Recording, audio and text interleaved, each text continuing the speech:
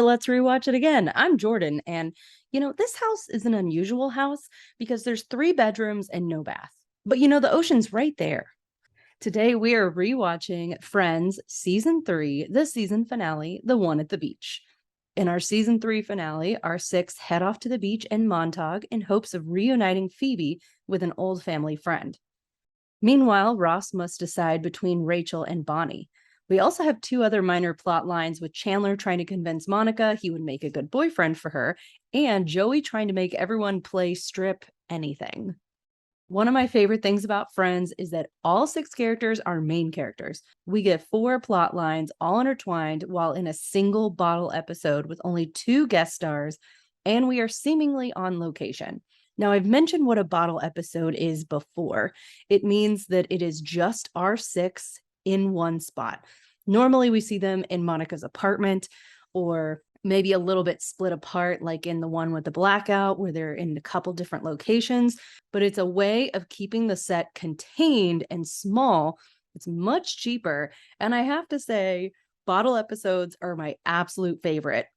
I feel like they are the best plots when we are watching our six be their absolute best. Our six Friends characters have some of the best chemistry on any TV show ever. And I will go to bat with that. In most TV sitcoms, you can pinpoint who the most important or most focused on characters are, but not in Friends. Each episode, every single character gets a plot line. Even if they are not the main plot line, everybody has a story. It's extremely rare that we watch an episode of Friends where someone gets left out. It's one of those things that they just don't allow to happen. And the writers are just incredible for this. A few things of note for this episode. It is a season finale where once again we have a cliffhanger all about Ross and Rachel. This is also a personal note from me. This is the first set of DVDs I owned. I received them for my birthday and watched them way too quickly.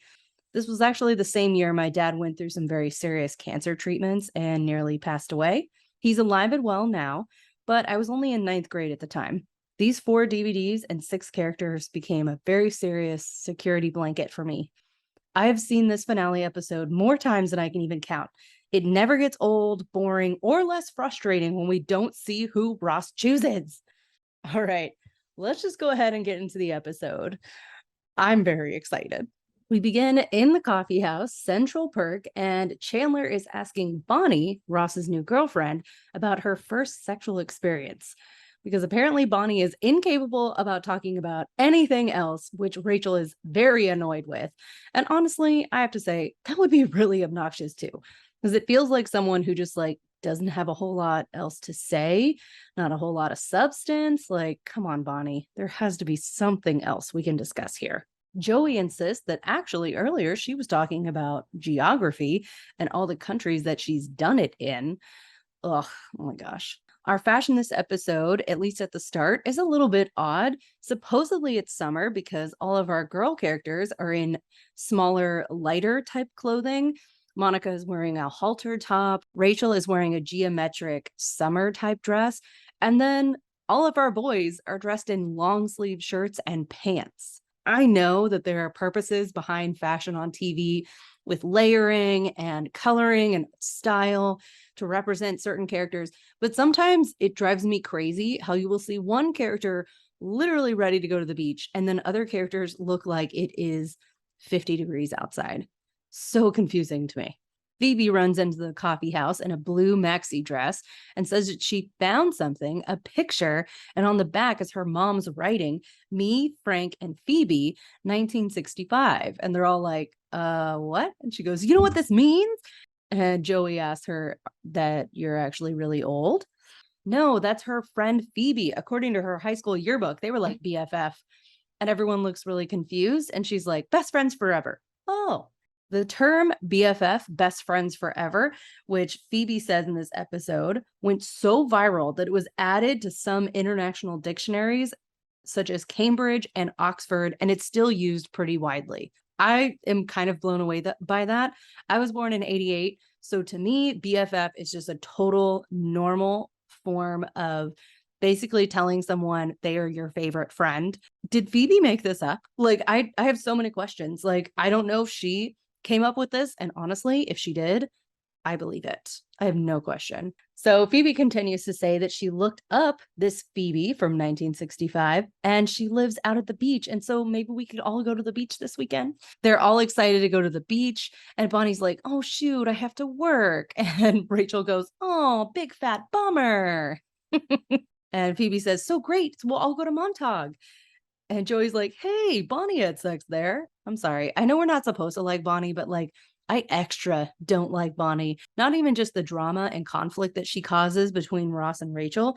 What I really just don't like is that we don't really know anything about Bonnie except that she is a sexual being. And I just don't think that's very interesting, especially not on a show like Friends, where all the characters are so full and dynamic and have so many different facets. She seems pretty bland and one note to me. I'm also surprised that someone like that was actually Phoebe's friend first. It almost feels like someone that maybe Joey slept with and then somehow popped back into their lives. Because I just don't really see Phoebe being friends with people who just aren't interesting. She's a fascinating person. I don't know. She's meh. Our transition is a taxi cab going down the highway, the street. Yes. Monica and Chandler are sitting at some tables just outside the doors of Central Perk. And this is the only time we ever see tables here. We never see tables, chairs, nothing. But I like that we're sitting outside because, of course, this is a meeting place for everybody. But having them be outside changes it up a little bit and just makes it a little more interesting, especially since our previous scene was already inside Central Perk. Now that we're outside, it kind of moves us forward in the story, in the plot, in the camera angles, just progresses things just a little bit more. A couple holding each other walks by, and Monica is very sad because she really misses Richard. And she says, I'll never have a boyfriend again. I'm going to die an old maid. And Chandler jokes, not an old maid, maybe a spinster cook. And then Chandler says, hey, worst comes to worst, I'll be your boyfriend. And Monica laughs and he's like, why is that funny? She said, you made a joke, so I laughed. A little too hard. Well, I'm sorry, Chandler. You haven't exactly had a great track record, and she is your friend, someone who probably just doesn't see you that way. And he says, well, why couldn't I be your boyfriend? And she said, well, you're Chandler.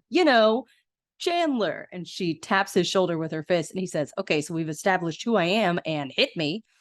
And he says, theoretically, say we weren't friends, we went on a blind date and, I come up to you and I'm like, hey, oh, hey. And she says, it would probably scare me because there's some guy using a fake voice. Joey shows up with a brown paper bag saying that that's his luggage. And he even pulls out a pair of tidy whities and whirls them around in the air. Joey, why? Ross and Phoebe show up in Phoebe's grandma's taxi. And Phoebe says, I'm having the best karma this week. First, I find this woman who knew my parents. And then my client with the fuzzy back gives me his beach house. And Ross asks her, what about the bike messenger you hit? And Phoebe says, oh, I wasn't talking about his karma. Rachel shows up with a giant beach hat. And I'm sorry, but this hat is actually terrible. And Chandler jokes that he was taken aboard that hat. They did experiments on me. I can't have children. Seriously, where did you get that hat? Rachel says that Ross gave it to her and they both share a cute little moment. And I'm just like, when did he give you this hat? They're almost acting like he gave it to her today, which would be weird because he's dating someone. Rachel tells everyone that hats are back, and Phoebe jokes that, and now they've all joined together into one giant super hat. Our six arrive at the beach and it's pouring down rain, and they're all trying to hide underneath Rachel's hat, which, to be honest, is almost an umbrella. They walk in, turn on the lights, and there is sand everywhere, like a deep layer of sand, not just like, oh, little bits of powder on the ground, but like it flooded in here. And there's at least 6 inches height of sand just on the entire floor. So it's almost like we're sleeping outside. We then cut to a scene with our other Phoebe saying our quote from the beginning of the movie because she's a real estate agent trying to help people get a beach house. All of Phoebe's mannerisms are very much like our Phoebe, like, okay, well, call me back. Our Phoebe. So I'm just, oh my gosh, I don't know how we're going to keep this straight, but we're just going to call our Phoebe Phoebes. So Phoebes walks in and says, hi, I'm your best friend's daughter. And older Phoebe is like, you're Erwin's daughter? No, Frank and Lily. They had me, and then I guess they named me after you. So I'm Phoebe. And then older Phoebe says, "Oh, look, there's Frank," and points at the picture. And Phoebes goes like, "Yeah, that's my dad." And she's freaking out and shouting and getting super excited. She said, "Sorry, I'm getting all flingy." And older Phoebe says, "Oh, that's okay. I'll make sangria." And she pops up like very intensely. And she's like, "Oh, no, no, no, this is fine." We get a jar of cookies on the counter, which I think are just Oreos. And honestly, I want that for my life. I clearly need to get a cookie jar and just put Oreos in it. Like, we don't always have time to make freshly baked cookies, but everybody loves a good Oreo. And obviously, we're eating more than one. Come on. And Phoebe says, "Anyway, I've been looking for my father. Have you heard or seen him or heard from him?"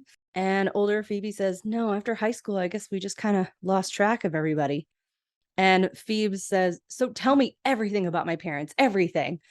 Older Phoebe says, "Oh, well, we were always together. In fact, the other kids gave us a nickname." "Oh, yeah, what was that?" "The Three Losers." And as older Phoebe is looking down at a picture of her two best friends who are apparently long gone, she says, "Poor Lily, it must have been terrible losing your mother that way." Meanwhile, Phoebes is looking at the pictures on Phoebe's fridge, steals one, and then turns around. And because she wasn't paying attention, she just goes, "Yeah, no, it was great." Our next scene is back in the beach house where Joey and Chandler are building a sandcastle on the floor. Because why not? I mean, we can't go outside. It's pouring down rain.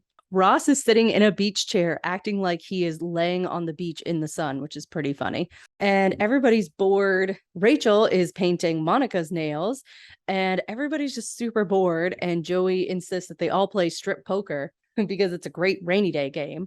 They all say no. And then Rachel turns around and says, "Okay, who's next?" And then looks at Ross and he's like, "No. Come on, you let me do it once before." Well, if that's the rule this weekend. And then the two of them start chasing each other around the living room, knock over Chandler's castle, and they end up on the couch kind of wrestling. And then everything slows down and they're looking into one another's eyes. And I love our camera angle because we are actually above them looking down. No one else is in the picture. It's just the borders of the couch itself surrounding them. They're looking into one another's eyes, and for a full breath, it's silent. Fantastic. We are feeling the intensity of their relationship. They are so not done being together, but unfortunately, they're just not together right now. Phoebe returns and says, "So, how are we doing?" And Chandler says, "Bored, bored, and bored." And Joey again tries to get them to play strip poker, and they're all like, "No." Monica looks up at Phoebe and says, "So what's Phoebe like?" And Phoebes goes, "Kind, sweet, and caring. What's Monica like?" "No, the other Phoebe, the one you went to go see." And Phoebes says, "Oh my God, I think she knows where my dad is." Monica asks, "Where is he?" Well, she's pretending like she doesn't know, but I found this picture on her fridge. And isn't this what he would look like now? She shows Monica the picture that she stole from older Phoebe's fridge. And all the friends agree, "Yeah, that does look like your dad." Phoebe says, "Well, I don't know why she didn't want to tell me, but we're having dinner tomorrow night. So maybe she just wanted to take time and tell him so he could buy me presents. I don't know." So she's still hopeful about this, which is really great. And so Phoebe, she decides that they're all going to circle up around her. She's going to spin around, and whoever she points to has to decide what we're going to do because we're going to have fun. So they're all standing in a circle, and she just starts spinning with her finger pointed out and says, "Oh, we could just do this." And then she points at Chandler and he says, "We could all play strip poker." And Joey's like, "Yes." Also, Chandler is holding his margarita glass that has part of the sandcastle all the way in his glass, which just really tells you how many he's had. And they're like, "Why do you want to play strip poker?" And he goes, "I don't know. Margaritas 4, 7, and 9." We transition with a lightning strike to show that it is still raining outside, and that's why we are inside. So if you had forgotten, even though it's a few minutes ago, it's raining, we have to stay inside, and now we're going to play Strip Happy Days game because they didn't have any cards in the beach house. So it was either this or a bag of old knitting stuff. We're still drinking margaritas, and Ross gets 2 cool points. And this is where Phoebe announces to Monica, who was upstairs doing something, that Once someone reaches 5 cool points, you get to pick someone and make them take a piece of clothing off. Ross is shaking the dice and says, "Come on, Daddy needs a new pair of electromagnetic microscopes for the prehistoric forensics department." And then looks up and sees they're all like, "What?" And then he drops the dice. He's such a dork. And he gets to collect 3 cool points, which means he now has 5. And let's see who's going to lose their clothes. I think I pick our strip poker sponsor, Mr. Joey Tribbiani. And they're all like, "Oh, well." And Joey says, "All right, relax. It's just a shoe." And they all howl in excitement. We then fade to show time passing, and Rachel now has 5 cool points, and that means she gets Joey's boxers.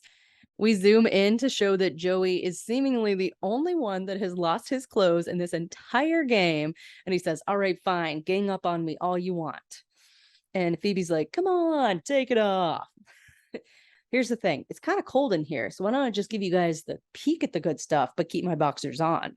Rachel stands up and says, "I'm going to make more margaritas," and pours the last of it into Ross's glass. And he says, "What are you trying to do? Make me drunk?" And she said, "I'm just making more margaritas." Rachel goes into the kitchen and Monica follows her, and we see that she is not wearing pants, which means that Joey was definitely getting some cool points and removing her clothing at least, which is great because we were behind Monica with our camera shot, so we couldn't see anything below her shoulders. So we knew that she was wearing her button-down shirt and that she has her hair in a ponytail, but it isn't until she stands up that we see that her bottom half is most likely bare underneath her long shirt. Monica asks what Rachel thinks she's doing, and Rachel's like, "What?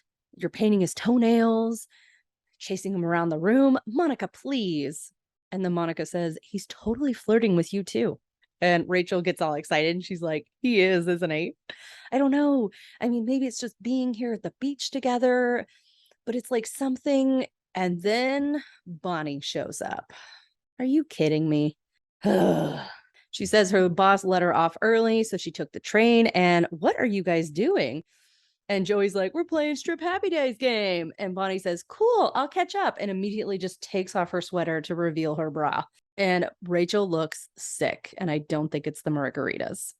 The next morning, Monica is pouring cereal, and Chandler is in the kitchen with her, still hung up on the fact that she said he's not boyfriend material.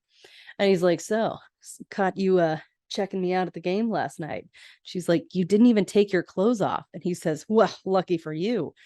What? I don't know. I swear, I embody Chandler so much, it's not even funny. Rachel comes downstairs in this incredibly adorable beach print maxi dress that I have been obsessed with. I had a swimsuit that looked really similar to this print when I was like, I don't know, maybe around this time, like maybe a year before I saw this. And I feel like it's one of those things that, like on Devil Wears Prada, where they talk about how cerulean was picked for you at the high fashion line and then slowly trickles down to the department stores where you fish it out of a little bin. Yeah, because the print that I had on this one piece swimsuit was definitely not this, but it's reminiscent of this print. And so I feel like it's one of those things where it started high fashion, like what Rachel would wear and choose to put on herself, and then slowly trickled down to my price range. Rachel asks, "Isn't everyone just having the best time?" And Phoebe's like, "No, no, shh. Joey's asleep." We look down at the floor and Joey is asleep in the sand, and everyone has pushed the sand all around him to create a mermaid outline on the floor with boobs and scales on his tail. Phoebe says after he passed out, we put the sand around him to keep him warm. And Rachel says, "Well, I assume the happy couple isn't up yet. Did you guys hear them last night?" And Chandler says, "Oh, yeah, I don't know what they were doing, but at one point, sea turtles actually came up to the house." Ugh. And then Ross and Bonnie bounce down the stairs like, "Oh, ha, ha, ha. How'd everybody doing?" And Rachel says she's going for a walk because thankfully the rain has stopped. Yay. Then Joey wakes up and looks up into the room like, "What?" And Ross says, "Good morning. Nice breasts, by the way." Joey looks at the sand boobs that he has and is like, "Oh, yeah." Such a weird little thing. Rachel is reading on the porch, and Bonnie runs up in her black bikini and says that Joey and Chandler are so funny. The water is amazing. But like at one point, my suit actually came off. Like, And then she says, I think I brought back like half the beach in my hair. It was so much easier when I used to shave my head. She flips her hair over to rub the towel through it some more. And Rachel's like, I just loved your look when you were bald. Bonnie looks up at her and goes, really? Because I think about shaving it all off again sometimes. And Rachel is like, I mean, you definitely should do that. And Bonnie is like, you know what? I should do it. Yeah. You know what, Rachel? You are so cool. Rachel says, oh, stop. Come on. Now go shave that head. What? Who? She's just going to shave her head like randomly? Really odd. It seems like a really big life decision, but maybe I just have too much attachment to my hair. Who can say? We cut to the kitchen and Phoebe knocks over a bar stool and Joey says, what's the matter, Phoebes? And Phoebe says, she canceled. My namesake canceled on me. She claims she had to go out of town, but she's avoiding me. She doesn't want to tell me where my father is. She knows and she won't tell me. And Rachel says, oh, Phoebes, that sucks. And Phoebes goes, oh, yeah, well, don't Phoebes, that sucks me yet. And then she starts to storm out. Chandler asks her where she's going, and she says, well, she's out of town, so there's got to be something in her house that tells me where my father is. And Ross says, Phoebes, some people call that breaking and entering. And Phoebe turns to the rest of them and says, are any of those people here? And they're all like, oh, no, of course not. No. Phoebe says she'll do something nice. She'll refill her ice trays. Then Bonnie comes downstairs with a freshly shaved head, and Rachel is covering her mouth, trying not to laugh. And Bonnie's like, do you like it? And Ross is like, oh, yeah, it's great. Do you want to touch it? No, but it's great. And she ducks her head down and he puts his hand on the back of her head and goes, oh God, I can feel all the bones in your skull. And Chandler makes a face like, okay. Now, I just want to say that at the beginning of this episode, I did say that my dad was undergoing cancer treatments while I was watching this show. Now, my dad was really fortunate. For some reason, he did not lose the hair on top of his head. He did lose leg and arm hair, which was super odd.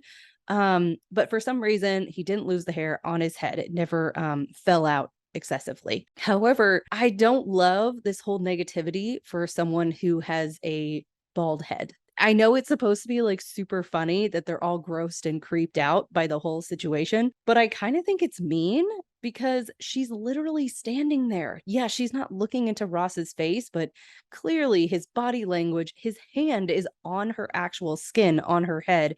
She can feel the tension in his hand. I don't know. I just feel like it's super mean to have that moment in front of her. Really, in general, the moment is pretty mean, but also Bonnie, get out of here, girl. Like, these people, they don't respect you. It's not good. Get out of here. It's toxic. Ross approaches Rachel later that evening. She's sitting on the porch again in a really soft, cozy looking sweater. So jealous. And he says, oh, so Bonnie mentioned who started the whole balding decision. And let's see, who was it? Oh, that's right. It was you. And Rachel is like, no, I didn't tell her to do it. I just kind of gave her a nudge. And Ross says, she says you gave her a razor. Bonnie comes out and wants to know if anybody wants to go for a late night swim. And Ross is like, oh, no, thanks. Have fun. And it just, I feel like that little moment, first of all, that he won't even interact with her now that she has shaved her head is so superficial. And I'm just like, Ross, grow up. But also that little moment of him being like, it kind of shows us that he's a different person with Bonnie. And I don't think that's a good thing because we saw who he was when Bonnie wasn't there. We saw how when he's with his friends, he totally nerds out about the whole forensics department and the electromagnetic microscopes and all that stuff. But with Bonnie, he acts like he's this party guy. Yeah, right. Ross prefers to be at a low-key family dinner or like a low-key dinner party. Like he's not a party guy. He prefers lowercase p party. You know what I'm saying?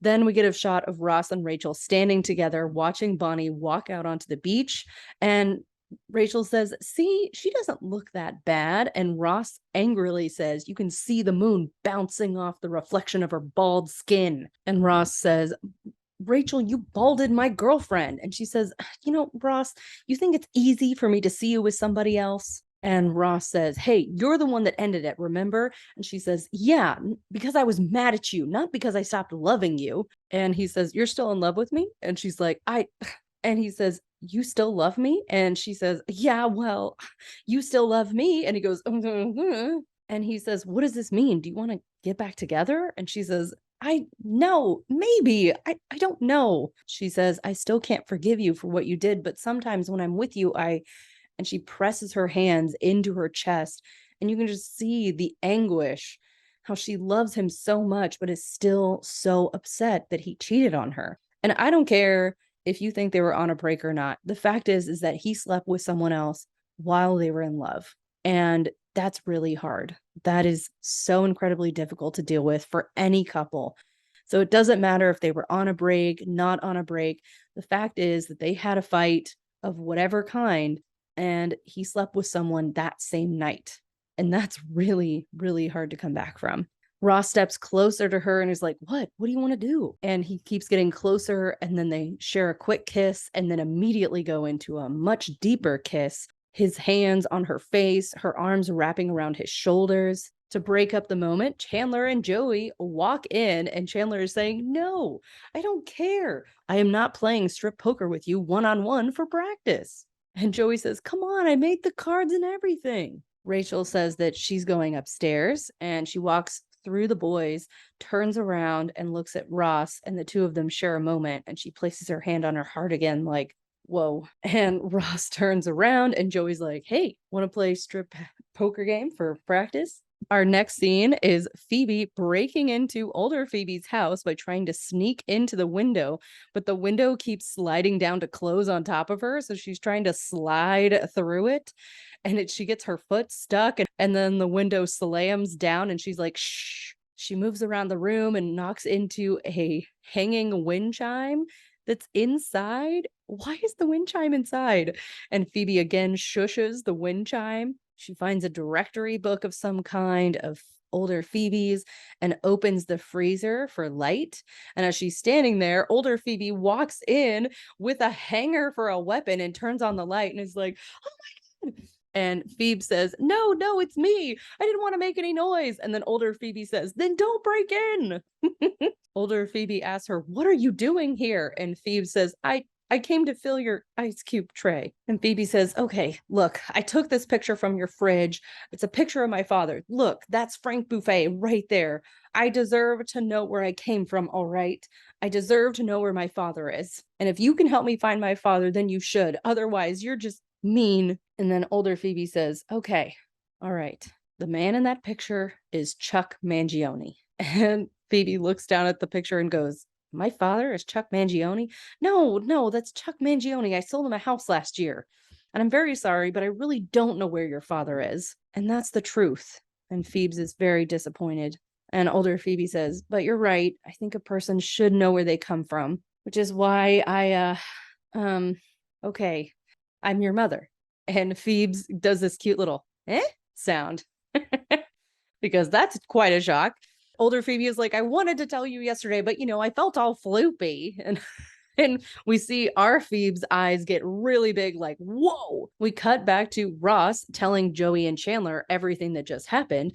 Chandler is like, you don't need that kind of hurt, okay? Take it from a guy who's never had a long-term relationship. And Ross is like, I know, but I really want to go up there and finish that kiss. And then Bonnie shows up. Hey, you guys, the water is so great. You should really go in. And Chandler is leaning away from her and says, oh, no, thanks. I just had an M&M. That's one of my favorite Chandler lines ever, that like, instead of jumping in the water, he had a single M&M. They watch Bonnie leave, and Chandler says, there is not a single hair on that woman's head. And Ross is so upset because he's like, I was just moving on. And then Rachel just, and now I'm feeling that same thing again. Now, if I go up there and kiss her, I want to kiss her and it doesn't work out, right? Do I really want to put myself through that again? And Joey says, so let me get this straight. If you go with Bonnie tonight, you're doing the smart, healthy thing and moving on. Sure. And if you go with Rachel, Bonnie's free tonight? Because of course, that is where Joey is right now. We cut to a blue hallway with two wooden doors on either side. Ross is standing between them. He looks at one, turns and goes into another one. We see him open the door. We only see him through the doorway, and he says, "Hi," and then he shuts the door behind him. Our end credit scene is Monica and Chandler. She's standing at the front door to the beach house inside, and she keeps opening the door for different guys that Chandler is pretending to be to see who is going to be her next boyfriend, as if he can somehow come up with a character that's good enough to be boyfriend material. Oh my God, so funny. And that's our season finale. And let me just remind you, I had only seen bits and pieces of this show overall. I had seen airing on TV about like 7 and 8, and I had seen random episodes on like TBS and things like that. But I had never seen a fully all the way through season until I got these DVDs. And when this cliffhanger hit me on Thanksgiving Day, oh my God. Yes, my birthday is right up against Thanksgiving. It's very fun. No, it's not. If you have a birthday that's next to a holiday, you know how difficult that is because like no one is ever in town, first of all. Or you have to travel and it's not like a vacation spot that you're traveling to, you know? So when I saw this finale, I didn't know how to handle myself. And thankfully, for Christmas, I received season 4 as a gift. But that was a very long month of waiting. Oh my goodness. So I hate to leave you there, but I'm gonna, because can you imagine waiting an entire summer to find out who Ross chooses that night? Oh my goodness. All right. Like I said, I have seen this episode 101 million times and it holds up. And I have to say that I give it 10 out of 10 sand-filled beach houses. It's funny every time. The lines hit the same comedic timing every single time. And all of our characters progress in really interesting ways. We see Chandler and Monica get a little glimpse of who they might turn into one day as a couple. Like, what? I know it's just a small, tiny glimpse, but I really like that the writers slowly built in a way that I don't even think they realized they were doing until all of a sudden, the next season finale is Monica and Chandler. Yeah, I actually do like Monica and Chandler as a couple better than Ross and Rachel. No offense. Ross and Rachel are iconic. They always will be, but I just really love Chandler. Chandler's my absolute favorite. No question. It's hard to say who my favorite of the 6 are. Chandler ranks extraordinarily high. I hope you have enjoyed this short episode of Let's Rewatch It Again. If you have any TV show or movie requests, you can send them to my email at letsrewatchitagain@gmail.com.